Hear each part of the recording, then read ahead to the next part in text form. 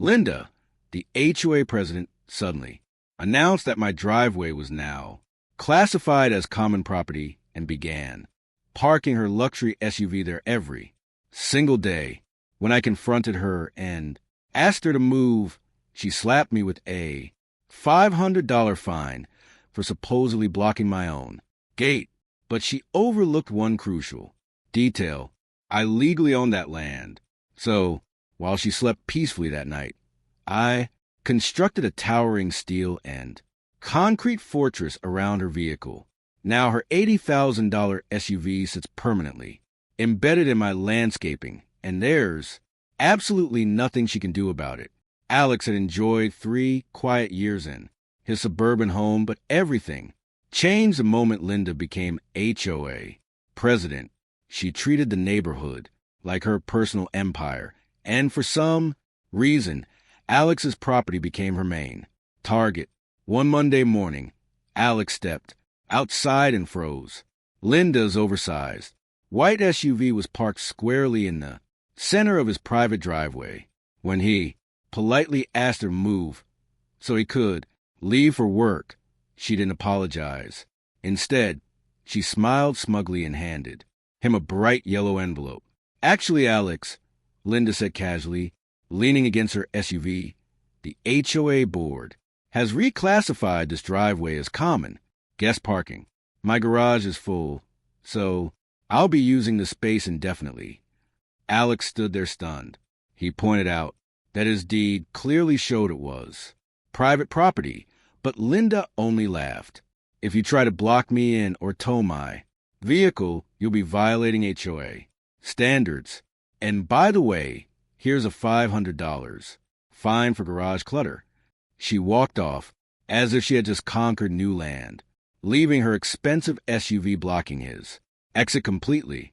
For 2 straight days, Alex rode the bus to work while Linda's friends treated his driveway like a VIP parking lounge. Every complaint he filed resulted in yet another fine. Linda believed she was untouchable because she held the title of president, but she made one massive mistake. She never checked the official county land records. Alex did. Night after night, he visited the city planning office. What he discovered changed everything. His driveway wasn't just private property. It was designated as a utility access zone, and he alone held exclusive construction rights. A slow grin spread across his face. He didn't need a tow truck. He needed contractors and 5 tons of reinforced steel.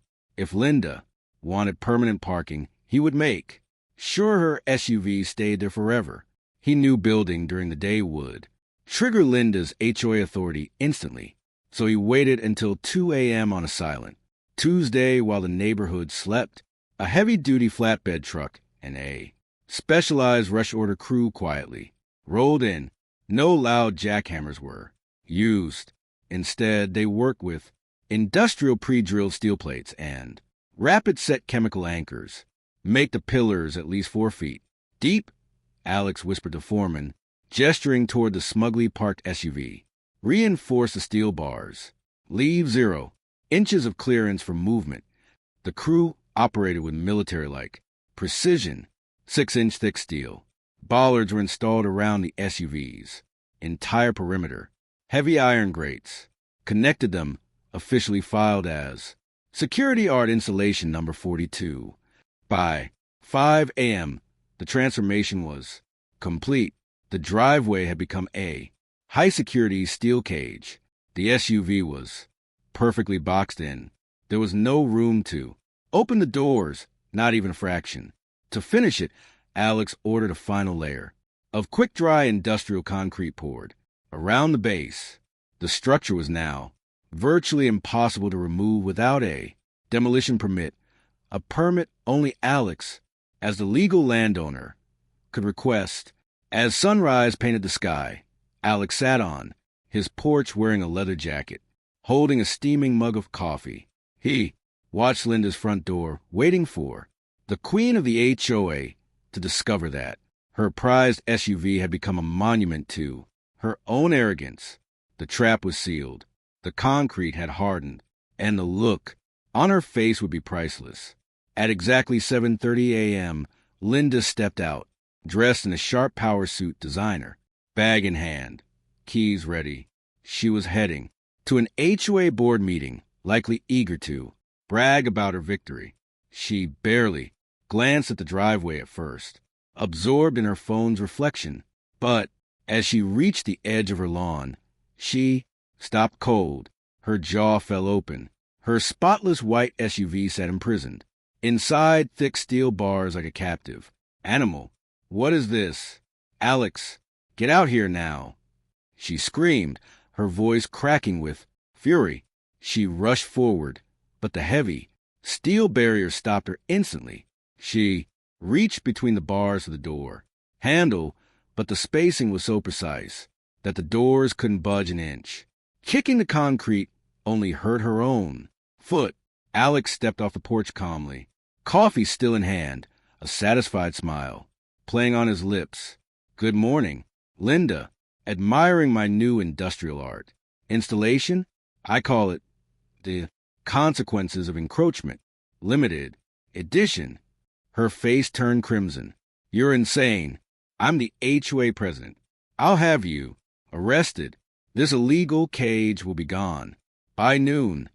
She called the police in a frenzy, claiming her vehicle was being held hostage. 10 minutes later, officers arrived along with curious neighbors.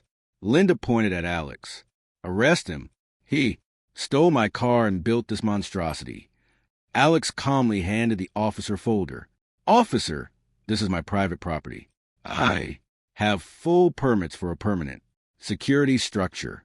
If anything, this may qualify as trespassing on her part. The officer examined the documents and sighed. Ma'am, he's correct. This is private land. If you want the vehicle removed, you'll need to file in court, and that could take months. Linda realized she was trapped inside a legal cage of her own making. Neighbors began whispering, some even laughing. For 2 weeks, the SUV cage became the most talked about landmark in the area.